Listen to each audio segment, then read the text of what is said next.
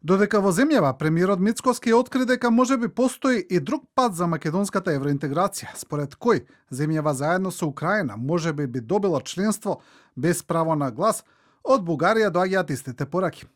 Во кратко, нема членство без промена на уставот. Поранешниот председател на Бугарија, Румен Радев, кој сега со неговото движење влезе во трка за бугарската влада, во интервју за германскиот вестник Берлинер Цајтунг, вели дека според европскиот консензус од јули 2022 година, Северна Македонија мора да го промени својот устав и да ги вклучи бугарите рамноправно со другите народи во преамбулата и само тогаш може да се започнат преговори за членство во Европската Унија. Ова е тежок, но неопходен процес и би сакале да ја видиме Република Северна Македонија во Европската Унија што е можно поскоро.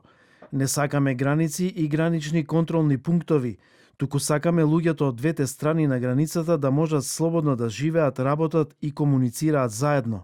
Радев се чини и против предлогот Украина да добие забрзано членство во Европската Унија, процес од кој во моментов би профитирала Македонија и би ја заобиколила бугарската блокада. Избрзувањето ризикува да ги поткопа европските принципи, а Украина се уште има многу работа за да ги исполни неопходните критериуми за членство во Европската Унија, додава Радев во однос на евроинтеграциите на земјите од Западен Балкан и Украина.